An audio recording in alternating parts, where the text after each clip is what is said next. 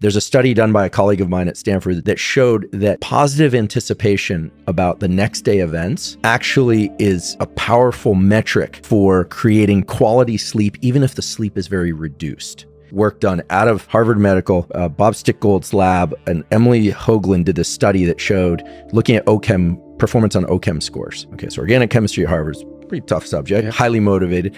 A number of very good control groups in this study. What she showed was that consistency of total sleep duration was far more important for performance on these exams than total sleep duration itself. So it's not that just getting more sleep allows you to perform better.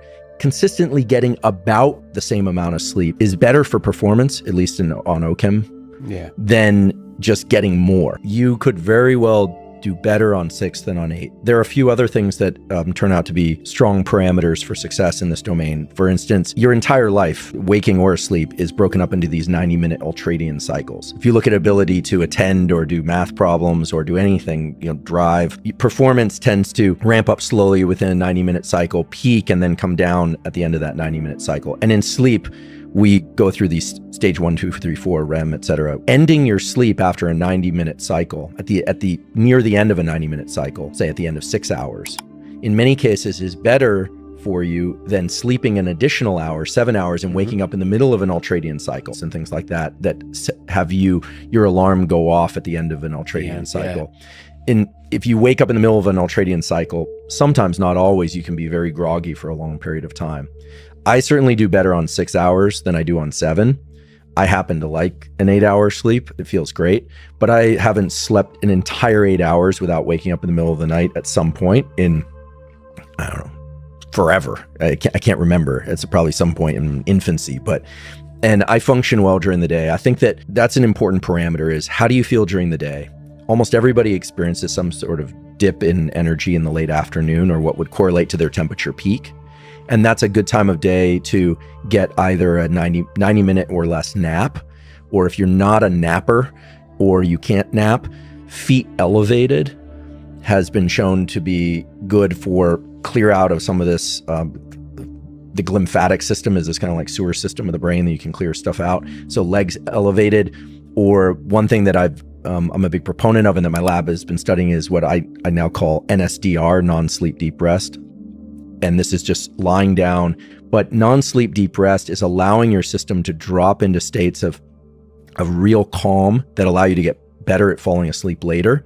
And they can be very restorative for cognitive and motor function.